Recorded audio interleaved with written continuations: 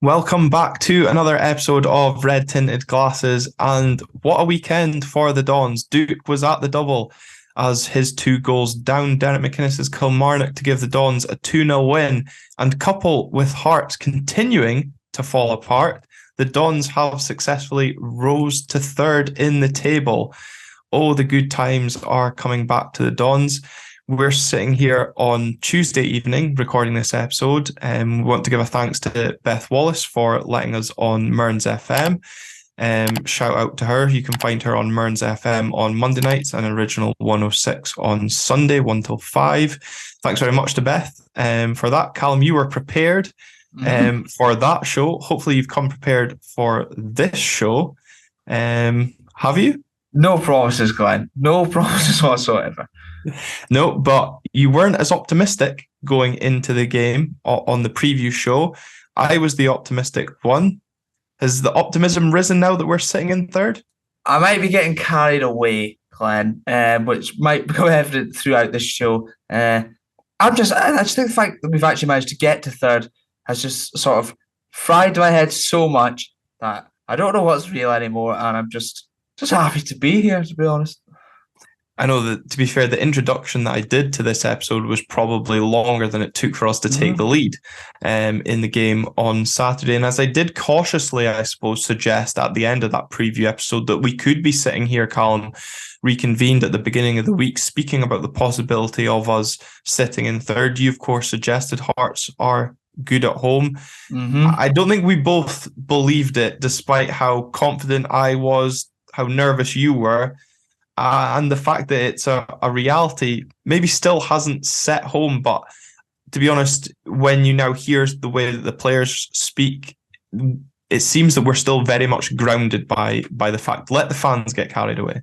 Yeah, I'm glad they've not taken my approach to it, which is fantastic. And I couldn't believe. I didn't really think Hearts' bad form was going to carry on. As I said, they'd be very good at home, and St Mirren also very good at home. However, they were playing at Tynecastle, so that didn't make a difference. But I just thought if their bad run's going to come to an end at some point, and it's not done so yet. And long may it continue in my eyes. And it appears players are throwing the toys out the pram and everything now. It's quality. Yeah. They didn't even need to get the plane up in the sky to get rid of the manager either. But we spoke on the last show, I think it was, about Barry Robson being named Manager of the Month, maybe 2 shows ago, and how there was a possibility, depending how April went, that he could go back to back in terms of Manager of the Month awards, and certainly with results such as the weekend, he certainly strengthened that case. Furthermore, by the fact it's the first time since the 16-17 season that we've gone with 5 successive league wins in a row. And it's our 3rd clean sheet in succession, 4 clean sheets in our last 5, which, given Calum the fact that last season we only produced 5 clean sheets across the whole season, the stats just keep backing up the job that Robson, Agnew, and I guess Liam Fox now is also doing. I suppose so. I guess we got to count him in there. It's quite unbelievable, and I think that's part of the reason it just doesn't feel real. It doesn't feel real right now, and because we've actually been quite good. Whenever I've been speaking to people who aren't, quite interested in football as much as some others, they're like, I said to people at work, I'm going up to the Aberdeen game on Friday, and I'm like, that'll be good, sort of sarcastically. And 5 wins on the bounce! 5 wins on the bounce, guys! Come on! And, sorry, carry on. No, on you go. And, Manager of the Month for Barry Robson. He's making a case already, going for it so far this month. If he carries it on, Manager of the Season and finishes 3rd. Manager of the Season, we finish 3rd. Do you want to know my logic behind this? Go on, tell the people, prove that you've done some research for the show. Right, so Celtic have won the league 69.5% of the time since I've been alive, starting the 99-2000 season, born in November 99, okay? So, just make a few people feel old. Yeah, sorry about that, especially you, Glen, the old bit. I apologise. So it's an achievement Celtic win the league, whatever. You'd expect them to with the money at their disposal, which, credit to them, I suppose. They've earned it. But you'd expect them to go on to win the league. That's why I don't think Ange Postecoglou should get it if Bayer Robson should finish third. Michael Beale finishing second, no real achievement. And then outside Bayer Robson, if we do finish third, and this is only if we finish third, there's no real other outstanding candidate. I mean, Livingston perhaps, had they sort of kept up their push for Europe a little bit, they seem to be falling away. So, Bayer Robson, given where we were, I know it's a short period of time, but that's my case, and I'm going to be starting the agenda. In fact, I've started the agenda, and I will be carrying it on for as long as we are good. Are you going to start a hashtag to go with your movement at all, or? I might do, but we'll have to workshop that one, I think. Okay, I'll leave that one in your capable hands as you get behind the Robson for Manager of the Year campaign. Hopefully that campaign's not quickly derailed on Friday night, but we'll speak about that game a little bit later on. Of course, we'll get into the game from the weekend. As we said, Duke at the double, as his 2 goals helped us to that 2-0 victory over Kilmarnock. And it was just 16 seconds. Talk about fast start. We spoke about the game last time out against St Johnstone, where it was a bit of a slow start. We didn't really get going straight away. Total contrast this weekend. And, it was our fastest league goal since Kenny McLean popped up. Ironically, against Kilmarnock back in 2017 when he put us ahead at Rugby Park. So Kilmarnock will probably be sick of the sight of us scoring early goals as well. I actually think, as far as I can think of anyway, it is our fastest league goal. I'm not sure of any quicker. I'm sure there'll be people out there precious to correct us if we are wrong, but the only 2 goals that I could think of off the top of my head that were quicker, certainly on Saturday when we were speaking about it at the game, was John Hewitt's Scottish Cup goal and Adam Rooney in the Scottish Cup semi-final win over Hibs. I know a few people maybe missed that goal that day, and I think unless you were in corporate, you might have missed the goal on Saturday as well, queuing for those famous lasagna pies that seem to go down a treat. Oh, well, I wasn't there, unfortunately, at the game. However, my dad did send me a scathing review I'm not scathing review of the pie itself, but 4:05, he sent, "A pie cat's after me," which means catastrophe in his language. Lasagna's not ready at 3:20. Tried several times since. Queue past halfway line. Given up. So not good in Neil's book. So hopefully I'll be able to get one at the Rangers game and be able to taste that delicious pie again, because I can't believe he even had to go to a vote to bring that back for Pie of the Month. It's a disgrace. But I'm glad, common sense prevailed. It's not often we see the right outcome when the public are trusted with a vote. So it says a lot that we got that right. But when we speak about the game itself, fast start, ideal start as well, taking the lead after 16 seconds, especially for people like yourself, Calum, who going into the game at the weekend was a bit nervous about how this one could play out. To quote you from the last episode, a potential banana skin, you said. Clearly Duke's been playing a lot of Mario Kart and knows how to avoid the banana skins as he slipped the ball past Sam Walker to put us 1-0 up. That was awful. But yeah, they did sort of ease the nerves. Got the notification immediately on my phone, and I thought, that can't be right. That can't be right.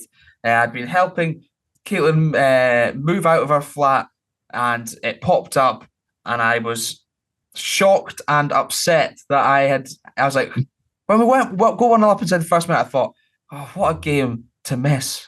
What a game to miss. So it calmed my nerves a little bit, certainly. And I'm sure many in the ground also. Someone who might have been a little nervous, Danny Armstrong, after he got bowled over by Ramadani. That was... I can't believe it wasn't spotted. Did you spot it at the time? Oh, I spotted somebody on the floor. I didn't really understand what had gone on. It was, all happened so fast. I mean, the funniest thing about us scoring so early was when the teams came out and Stu turned to me and goes, "Oh, I've got money on Matty Pollock to score first." 16 seconds and he turned around and goes, "Well, that's that then, I guess." That must be record timing. Yeah. But I've since seen the incident involving Danny Armstrong and Yilber Ramadani, and if that was Danny Armstrong's tactic to get into Yilber's head, then it didn't really go to plan, because obviously we find ourselves 1-0 up seconds later, quite literally. And I didn't realize this at the time, or even watching back, because I've seen a few people comment saying, "Oh, why is that not a foul, or how's VAR not overruled that?" But because there was a second phase to the attack, VAR couldn't actually go back and look at Danny Armstrong trying to be a shithouse. So the goal stood, and yeah, we calmed the nerves, as you said. I think in that case, we are quite lucky that happened, because, even though it was second phase, I wouldn't be surprised if on another day they still pulled it back. So in that sense, maybe silly from Ramadani, but we got away with it, and it's hilarious. And then he celebrated right in his face, and he's an absolute nutcase, and I love him, so it's okay. Yeah, and I absolutely love it as well. And it's almost about time we start getting these decisions again. That was something me and Stu were speaking about, that it's not often we've been getting those breaks of the ball or those decisions going our way this season. So it's about time things start falling into place for us. Yeah, I think so. I do agree, and I think we've missed someone who is that much of a shithouse in the middle of the park as well. So I'm just delighted. It made things even sweeter, and I didn't realize why Aberdeen posted a selfie of Ramadani on their Twitter page after the game. I had no idea why, but it sort of all makes sense now. Well, I think as well, he did have a good game all round. I don't know if there was a coincidence to that incident as well. Come on. Read into it what you want. Exactly. But the build-up to the goal was lovely, really, wasn't it, Glenn? It was. I mean, I think that's something a little bit going unnoticed, the work that Ryan Duncan did into winning the ball back. And I've not seen a lot of people speaking about it, but the touch and control for Bojan Miovski to bring the ball down and the weight of the pass to Duke, it's just a brilliant bit of play. It goes back to the point where I used to be quite critical of Bojan for some of his off-the-ball work towards the end of the Jim Goodwin era. But he seems a man revitalised under Barry Robson, maybe not getting as many goals as he would like personally, but off the ball, he's really doing a lot of work and unselfish work as well, which I guess we'll come on to a bit later on. Yeah, very, very good to see. I thought the sort of slide rule pass, is that what it's called? I don't know the things anymore. I'm not up to date. Was absolutely brilliant. And maybe the goalkeeper didn't cover himself in glory, but at the same time, probably didn't expect to have a save to make inside 16 seconds. So it kind of worked out all right, didn't it? Yeah, caught a bit cold, I think. Absolutely. So that means Bojan Miovski and Duke have now combined for 30 goals and 4 assists this season, which means 30 goals out of 58 shots on target. And I've got another percentage for you, Glenn. That means 51.72% of the shots they've taken that have hit the target. That's pretty remarkable. And that is, of course, just on league stats for the goals and assists, of course, again, before anyone wants to jump down our throat and correct us. But it's remarkable, and it just shows how clinical the pair of them are, because we were maybe lacking that in terms of options up front in previous seasons. Obviously going back to when we spoke to Christian Ramirez, of course, we only really had Ramirez in that season that he was here last season. We didn't have a backup to him. If Miovski's not firing, Duke's firing. If Duke's not firing, Miovski's pulling his weight. It's great to have that depth in the forward area. And now, in the last 5-6 games, we've actually got a defence to support the effort that they're putting in. They're not having to work even harder to score 2 or 3 because we're conceding those sloppy goals again. We're keeping it tight at the back. It is quite unbelievable that we're keeping clean sheets and scoring goals, and they're being shared around a little bit as well. We're not just relying on the one man. But I don't know, from my perspective, there wasn't all that much in the game, and those two certainly made the difference. How do you think it sort of had events transpired after the goal? Were we in control, or were we under the cosh a little bit? it was really weird. I said to Stu at the time, it really reminded me of the Scotland-Cyprus game, in the sense that we were in control, but not really doing anything, in my opinion, to double our lead. But in the same sense, Killie were playing some really nice football, but they were just absolutely shite in the final third. Like they would get to the edge of our box and then just look like they had absolutely no idea what to do. I don't really remember much in the way of opportunities that we had. I think there was an opportunity Liam Scales had at the back post from a free kick, but it was never going on target. And yeah, I don't really remember from that first half a serious save that Sam Walker had to make throughout. But what Killie did was play some nice football, as I said, but they looked like a team that haven't won away in the league. They looked like a team that have struggled for goals away from home in the league. You know, only 8 goals away from home in the league. 3 of them have come at Ibrox. And towards the end of the half, there was a volley from Christian George, I'm sure it was. It was a good hit. And for a half that Kelleros hadn't had to do much apart from when he fanning around in his own box and nearly, fucked things up a little bit, saved well, and Ross McCrory showed good reactions to get out and block the shot. I'm not sure who it was from. And I think it was from that resulting corner when the ball broke out to the edge of the box. Calum make a really good save, kind of clatters into the post and does the job in turning the ball around the post. So good to see that, even though he was relatively quiet for most of the first 45, his attention was still very much switched on. Yeah, I mean, I was listening to the game, I was listening to Off the Ball, and whenever they went to Willie Miller, sort of in that first half, he was disappointed with sort of how we'd played, given we were up inside 16 seconds. I don't know, were we sort of hanging on at all? Because sort of the highlights showed maybe Kilmarnock had a little bit more of the play, and sort of subsequently, was there a reaction at halftime? Did it seem like Barry got stuck into the boys after that? Yeah, I've seen a couple of folk tweeting that at halftime, saying I'm sure there'll be some teacups flying around the dressing room or some angry words said because the performance maybe wasn't quite there. And I think, you were messaging me tonight before we were recording saying some of the comments that Barry Robson had made about our start. We weren't hanging on, and that's why I think I referenced the Scotland-Cyprus game, because it was only a 1-0 lead, and you tend to maybe have that bit of nervousness around a 1-0 lead, but I always felt we were really comfortable. It seems to be this new centre-back pairing has given me that confidence that we're not going to concede that shite goal out of absolutely nothing that we were doing at the start of the season.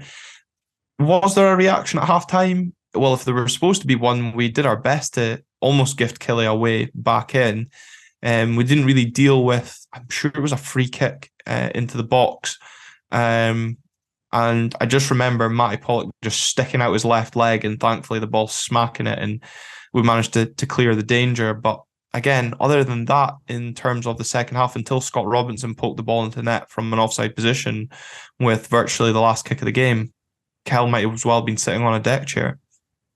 Well, that's sort of always good to hear, especially maybe given some of his earlier performances in the season at times. I don't know if that's been. Yeah, well, that's quite. Again, I was listening to Terrace podcast today, and it was something about the fact that when Kel signed for us, and I think we were probably the same. You'd mentioned seeing his highlights from the playoff final. Yeah, I made the mistake of searching his name immediately after we signed him.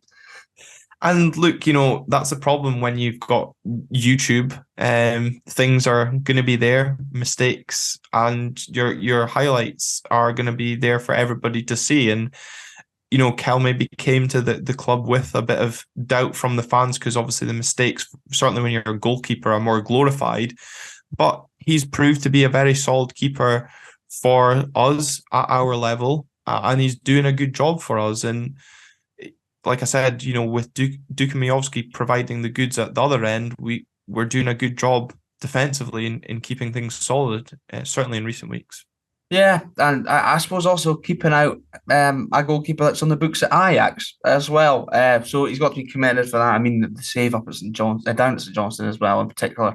I think about that has gone a long way in helping us and improving confidence probably as well. But in terms of our attacking threat, couple half chances here and there. Miovski overhead kick over the bar, but eventually, him and Clarkson combined very well for that second goal, which we needed. I was nervous listening to the radio. I don't know how you felt at the game, but it was a beautiful ball from Clarkson, and Miovski did well to set up Duke for Duke to tap home, and he couldn't miss.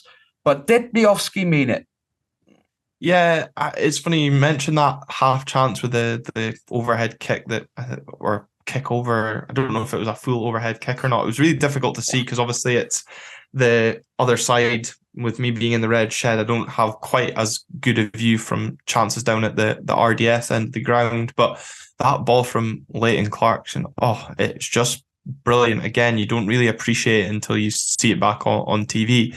I definitely thought at the time that Miovski was meaning to try and find the bottom corner and got it a bit horribly wrong. But again, once you watch that back on TV, he definitely means to set up Duke and that. It's just really unselfish work from the Macedonia or North Macedonian, I should say, to set up Duke to tap it into an empty net and really ease any nerves that anybody had. Again, I wasn't really nervous at 1-0, but for me, it really felt once we got that second goal, it was as good as done. And then obviously you hear the news from Tynecastle and it's just party mood for the rest of the game. I mean, when we scored that goal, so I'd been scrubbing the floor at Caitlin's before we moved out. She moves out rather. And so we'd scored, Hearts had either conceded or Snodgrass had been sent off, and Newcastle had scored all in very quick succession. So I sort of ran about a little bit to celebrate, to inform Caitlin of the good news.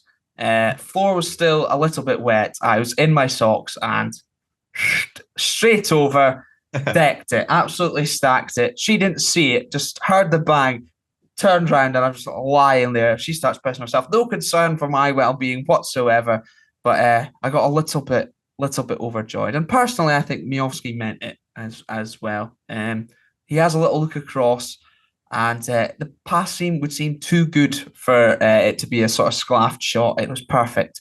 It was absolutely perfect. But we mentioned Leighton Clarkson's sort of secondary assist, if you will, I believe it's called. What were your sort of thoughts on his overall performance? Because obviously Shinnie was out of the team with suspension, so Clarkson kind of stepped up a little bit in terms of into that role with Duncan being the more advanced midfielder. Yeah, stepped up or stepped into the role of Graham Shinnie for the 90 minutes, and I didn't look out of place in that role. We spoke obviously at length last week about what we would do in terms of the team for this game. I don't think we really considered bringing in Ryan Duncan and playing him as the 10, and that's why we're not sitting in the dugout and Barry Robson is. And it was an inspired decision. And Leighton Clarkson, another player that seems to be really thriving under Robson's tutelage just now. We heard Barry Robson speak after the Motherwell game about how good he was in the false six, he called him, in that game. And there's just something about Leighton Clarkson just now, whether or not he's trying to prove a point to Liverpool with these performances. But, I spoke the other week about, we maybe saw the gritty side of Leighton Clarkson, where he was doing a lot of dirty work in terms of really putting himself about and winning tackles, which I personally didn't really feel I was seeing a lot from Leighton. But just that quality that he provides, I've seen a few people compare him to our best technical loan player since James Maddison. He's not on James Maddison's level. I think that's just a silly comparison. He's not as good as Maddison was when he was here, but not the same type of player though either. No, so I don't think it's a fair comparison to compare the two, but he certainly has undoubted quality, and you just need to see the moments of quality he's brought to us with some of the goals, some of the assists as well. And it's really interesting, hearing from him as well, saying that he now doesn't even need to, he's on that same wavelength as Duka Miovski, that he almost doesn't need to look for where they're going. He knows the runs that they're going to make. So he just needs to put the ball into that position and trusts that one of them are going to get onto the end of it. And I think for a midfielder of Leighton Clarkson's quality, that must be so reassuring, knowing that you've got that faith in that strike force as well. And also, again, going back to last season and maybe seasons before as well, we spoke about the quality of service when the likes of Ryan Hedges was missing. We've now got quality of service from 2 or 3 areas of the pitch as well, it was obviously benefiting us at the top end. And, it's great to even hear Leighton Clarkson speak so positively about his time up here, as do many loan players when they come up from England.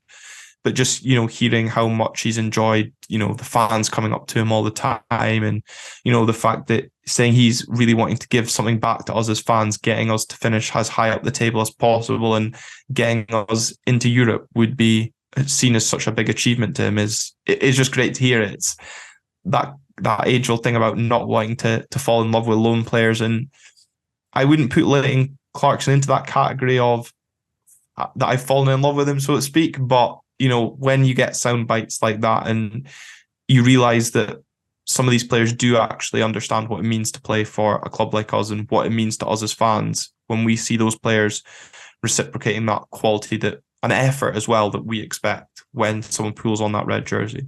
Yeah, I agree. I would also say I'm maybe not the same people falling in love with him, but however, I would like him to be here next season. Especially if we do qualify for Europe.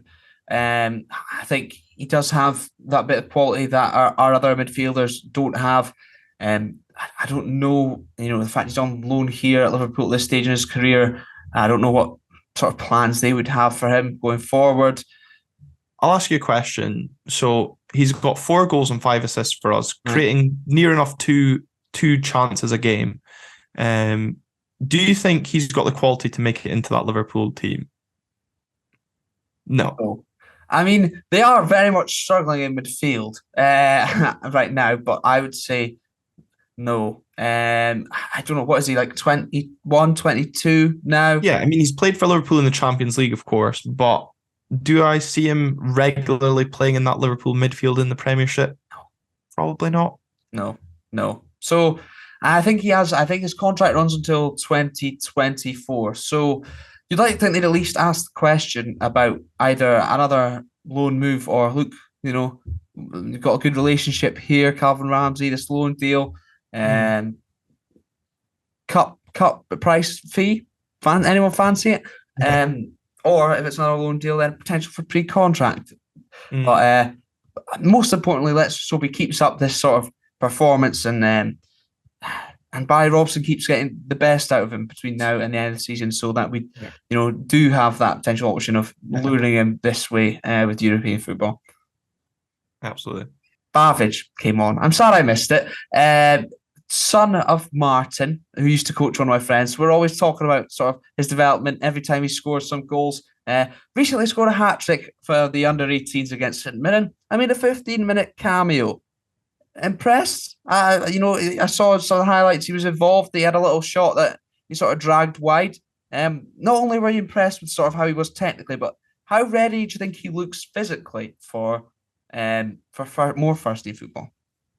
He looks ready for first team football. Obviously, happy birthday to Alfie as well. Oh, yes. Just turned 17 as well by the time this episode goes out as well. Surprised that he got 15 minutes. Obviously played for the under-18s on the Friday night as well. Again, Barry Robson with his classic substitutions that he normally does. But I thought, I was surprised that, we made the kind of changes that we did at the times that we did, because it's that age-old, as much as I can confidently sit here at the time now, in hindsight, saying they were the right decisions to make it 2-0. There was a little part of me at the game that goes, what happens if they score a goal? We're left with Alfie Babbage and Marley Watkins up top for 10 minutes. Like, what more could you want? Yeah. There's that little bit of that little devil that sits on your shoulder and just like tries to put some doubt into your mind. But no, Alfie himself I was impressed by what I saw.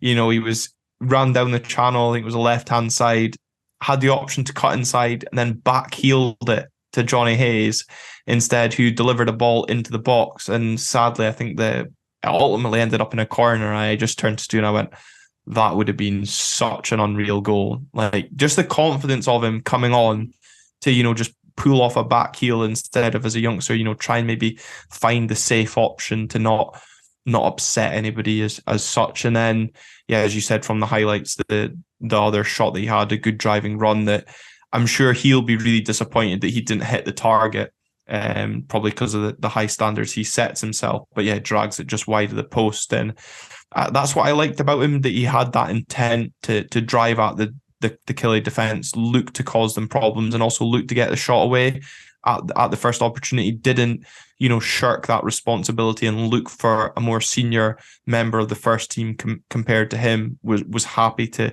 take that responsibility onto his shoulders, and I'd be more than happy to see him get more minutes if the game allows on Friday night as well. Well, I suppose if he doesn't look out of place, and as you say, he doesn't seem to be fazed by the occasion, especially in front of a good crowd at Pittodrie too. That might potentially get to some young players. Certainly, I suppose when you're 2-0 up, that would help. I can't see why, get in the right situations, why he wouldn't be given a chance. And also, I suppose, if we've thrown the kitchen sink at a team and nothing's happening for us, and you've got the kid who's banging in goals for the under-18s, at the same time, you could probably look to throw him on 5 minutes. Perhaps something magical will happen if we've tried absolutely every other avenue. It's certainly encouraging, you would think. Yeah, absolutely. And good that he was, afforded 15 minutes. And obviously Barry felt that was, we were in that comfortable stage to afford him 15 minutes and not just a small 5-minute cameo at the end. So yeah, good for all round. And obviously, as we said, in terms of the game on Saturday, good all round. The fact that we now rise to third place in the league, obviously third place potentially coming with European football until Christmas time, depending on the outcome of the Scottish Cup.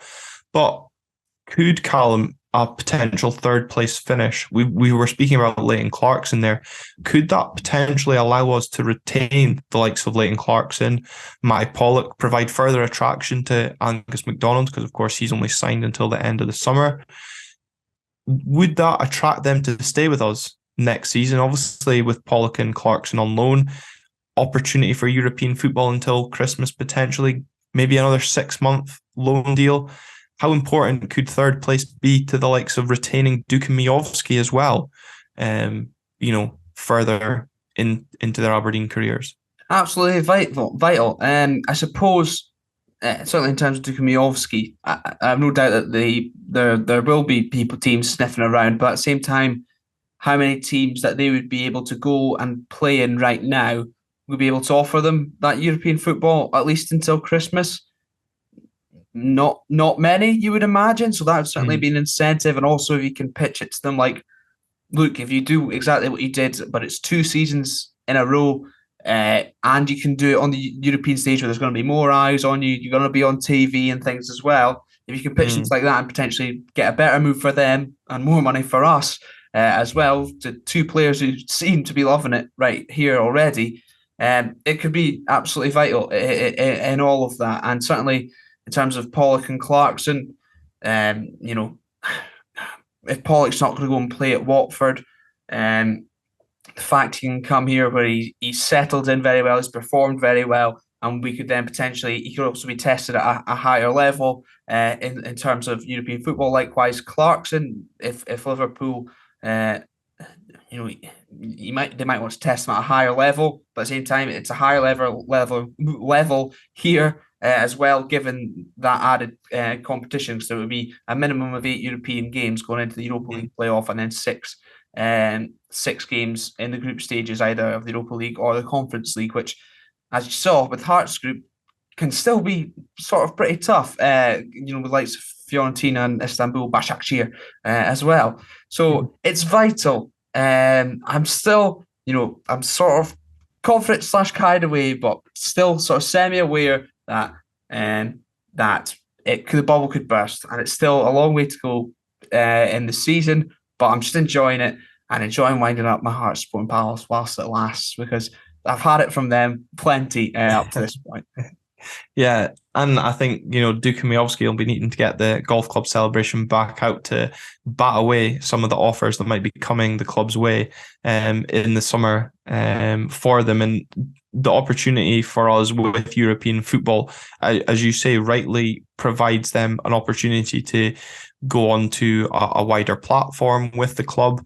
But also I saw someone maybe suggest that if we do get European football, it's vital that we retain both of them, even if it, potentially reduces their value between now and January. But actually, I think the point you make could actually further increase their value, because, of course, if we do retain them into a European campaign and they perform well on that European stage, that's going to pick up a lot more interest than if they were just to potentially leave this summer.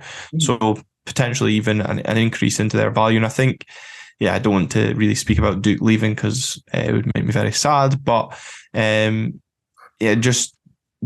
think it just shows the importance of third place to the club financially, us as fans with that European opportunity. But also, we've seen it with Hearts last season, obviously the financial benefit that they got, but they were able to attract players to them because they had that guarantee of European football.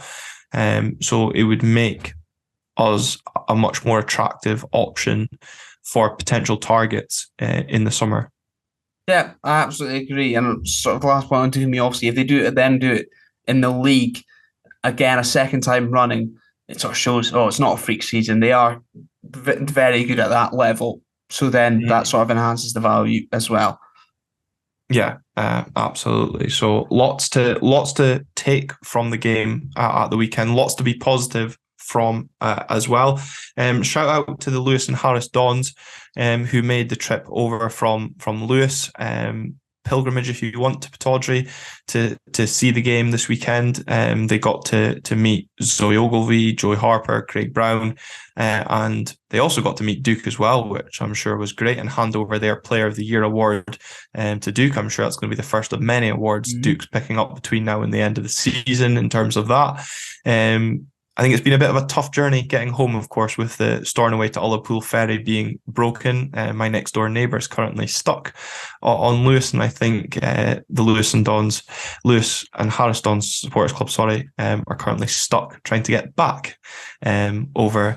But all worth it in the end, I'm sure, with the fact that they got to see the 3 points, and it just shows the lengths and efforts a lot of us go to support the team. Absolutely, they got to be commended. If they're stuck there any longer, though, they'd be as well just getting back down to Dingwall at this rate. Yeah, I know. If there's any spare tickets and they fancy a trip up on Friday night, I'm sure they'll snap your hand off. After the game, you spoke about some of the comments to me, as we said before recording, that the Barry Robson came away with. Barry, as understated as ever as full-time, just speaking about it just being another 3 points, and as of Monday, we'll be getting down to business, full focus on Friday. It's really reassuring to see a manager so focused on the job at hand and letting us get carried away. And you can almost see it in the players. Obviously, there's that social media clip that the club put out with Johnny Hayes on the training ground, was almost word for word repeat of what Barry Robson said.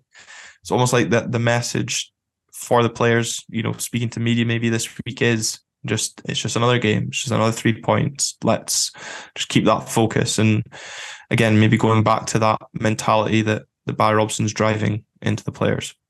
Yeah, it's encouraging. Absolutely. They're not running their mouths about, making points or whatever. they're just fully focused on that next game. And right now, it absolutely seems to be working. So long may that continue. I must say, I'm really enjoying these little training videos that they're posting every now and then. I like the increase in interaction, sort of, if you like, with the fans. Yeah, and we obviously saw how good Motherwell's social media content was during Alan Burrow's time at the club. So I don't know how much he's maybe behind that as well, but yeah, definitely good to see that increased interaction in that place. But obviously, that win puts us into third place, as we've discussed, and third place is now firmly in our own hands for what feels like forever. And we head up north to Dingwall in third place, looking to hold on to third or increase our lead, of course, in third place, with the Friday night fixture taking place ahead of the Edinburgh Derby this weekend. Ross County, on the other hand, currently occupy the relegation playoff spot, despite their win over St Johnstone at the weekend, defeating the Perth Saints 2-0. Dundee United's win over Hibs, as good as it was for us, not so good for the Staggies, as Dundee United maintained that 2-point gap to the Dingwall club, just 2 points behind them. What's your thoughts going into this game, Calum? Not as nervous as you are, I don't think. We'll see how things go as we get closer to the match. I don't like going up there, though, in terms of, well, I like going up there for us, but in terms of football, earlier in this season, we eventually took the lead through Duke. Brilliant goal, still managed to throw it away. A lot of things has changed since then, but it's a horrible, tight pitch up there. Ross County seem to play with it very well. We don't seem to do well up there. It's on Sky, so I can't see where you're coming from. But the performances sort of against St Johnstone and I suppose equally Dundee United as well give me confidence. We're capable of winning on the road. We'll have belief in our players now. Five wins of the match. We're the form team really in the league. We should be continuing it up there and applying the pressure to the likes of Hearts, St Mirren as well, I suppose, with their games later on in the weekend. Yeah, absolutely. And it's the fact that it's Ross County that is giving me the fear. I think it's good points you make about playing up there. Nothing that I really considered about the pitch and the tightness of it. But, the fact that Ross County are unbeaten in 6 against us, maybe that bit of a bogey side the last time we actually won in Dingwall was when we defeated them 3-0 back in September 2020. But as of course I said, the game is on Friday night, and our record on Friday night, Calum, is actually superb. 5 straight wins on a Friday night and only lost 1 of our last 13 games. However, the game's on Sky, and I'm sure SPFL Media Watch tweeted out something a couple of months ago that we have actually lost our last 8 games on Sky Sports. So contrast that with the positives of Friday night football and the negatives of being live on TV. Absolutely. But I suppose, how many of them are against Celtic and Rangers, I guess? Well, exactly. And of course, another positive for you is, of course, you get to spend your Friday afternoon and evening with me. What more could you want? Oh, I'm absolutely delighted. You and Phil Mayer, who's going to be rubbing it in my face about, because Christian Muniz has been in touch about the Columbus Crew jersey. So can't wait. Thrilled. God, sign me up. Good to see you're excited about the prospect. As you said as well, we won our last 2 away games. Victories over St Johnstone and Dundee United should see us, players and fans alike, in good confidence for this game that we've maybe turned a little bit of a corner in terms of our away record. Once again, a sold out away end, travelling with the Reds. Good to see, despite the Easter holidays, that fans continue to travel in good numbers. Ross County, up until their last 2 games, were in good form at Victoria Park, although have lost their last 2 games by 2-0. 2-0 defeat to Motherwell, and then maybe somewhat unlucky in that game against Celtic, of course, a controversial penalty decision and a late goal from Burnaby sealing the 2-0 win for the away side. do you think with their win at the weekend over St Johnstone, which of course you watched the highlights of, two well taken goals, and the performance, albeit not the result, against Celtic, they can have some form of encouragement going into this game against us? I think so. They've already taken points from us twice this season, 2 draws, albeit we weren't in fantastic form, probably for both of them really. And their performances, they do seem to be improving. I mean, Simon Murray's goal was fantastic, and Cole's goal was fantastic. They looked to, from the highlights, to perform pretty well against Johnston.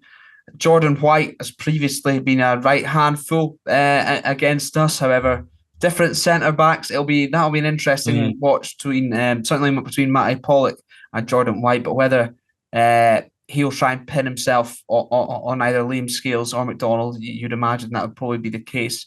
But I don't know whether I feel a little bit more nervous now that they've won a game, basically. Now that they a 2-0 win and a clean sheet as well. It's a damn shame. It's a damn shame. Yeah, and that was my disappointment at Dundee United winning, because it's now puts the pressure back on for them. And as much as we speak about putting pressure on the likes of Hearts and St Mirren, going into the weekend, Ross County, I'm sure, equally are looking at it as an opportunity to go above Kilmarnock and put pressure on Kilmarnock and Dundee United going into the weekend's game. And you spoke about Simon Murray, and you're right, it was a really well taken goal, really powerful finish. Simon Murray, a player that's not maybe got the minutes he was hoping to since joining from Queen's Park in the January transfer window, but will maybe start the game on Friday night, as Eamon Brophy limped off with a groin injury on Saturday's game. Malky Mackay saying that Eamon's likely to miss out. He also joked, which is a bit risky when it comes to Malky Mackay, that the game should be played as a 6-a-side because of the injury concerns that his side currently face. Ross Callaghan and Ben Payton, long-term injuries, and Jack Baldwin as well, serving his final match of his 3-match suspension going into this weekend. So lots of changes, I'm sure, for the Staggies. But from an Aberdeen point of view, Calum, lots to be confident about from team selection, I'm sure.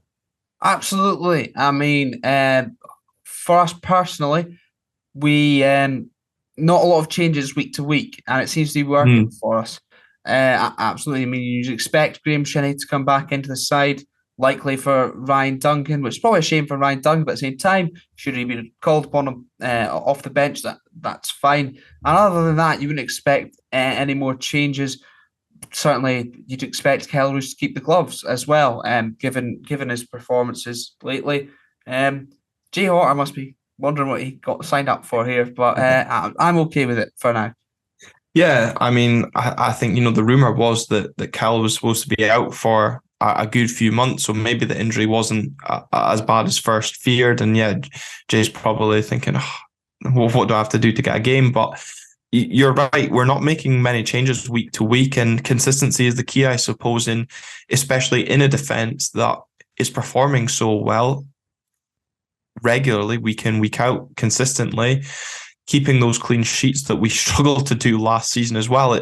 It's almost a miss to make any changes, and could be detrimental to do so. And I fully agree. I think the only change I can see happening this Friday night is, unfortunately, as you say, Ryan Duncan missing out and Graham Shinney coming back into that side. But again, you're absolutely right. Ryan Duncan can offer us a lot coming off the bench, and I'm sure Leighton Clarkson will thrive being pushed back into that number 10 role that he's maybe more comfortable with, but as we said, performed admirably, replacing Graham Shinney at the weekend. So yeah, despite being nervous about potentially facing the bogey side, so to speak, I am confident, because winning breeds confidence, and that buzzword that we've been using over on our Twitter page, momentum, it seems to be with us just now, and it's just important to keep that going, at least up until the split, and see where the fixture computer produces for us for that.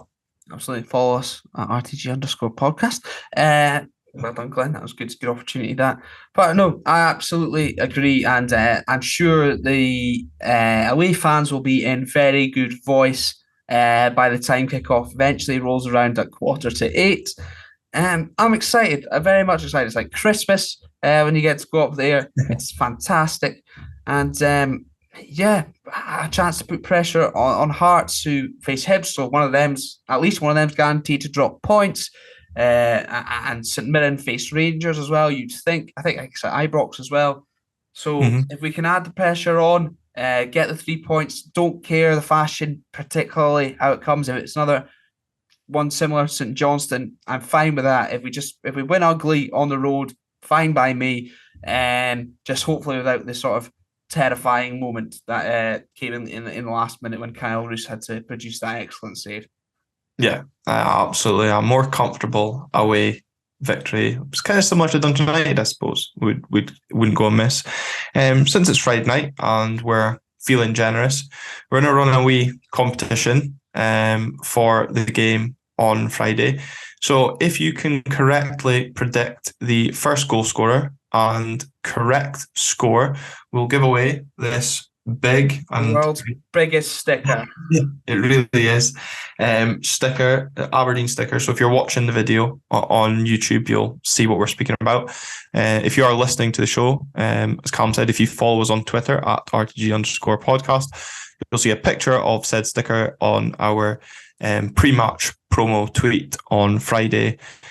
So you can tweet us at RTG_podcast with your predictions, or as we said, if you're watching on YouTube, after you've left a like on the video, comment with your thoughts on the game and your prediction as well, and you'll be automatically entered free of charge. Subscribe as well, yes. Thank you to all of you that have subscribed on the back of our appearance on RAMIREZ FM. We're just 20 away from 1,500 as well.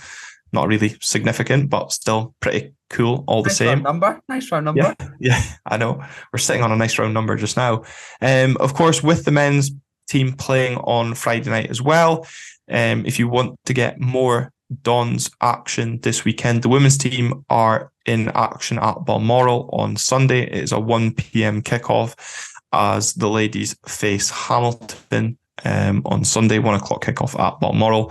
Thanks to Mark Gordon for that. I'm happy to promote that for him. Maybe he wants to come on the show and give us a little insight into the women's team ahead. Of course, they will be at the Player of the Year awards dinner as well. So maybe an insight into what we can expect from the women's side going into that event as well. So Mark, if you're still tuning into the episode, give us a shout if you want to do that. But if you are travelling up to Dingwall, safe journey, see us there. Maybe worse for wear, I'm sure.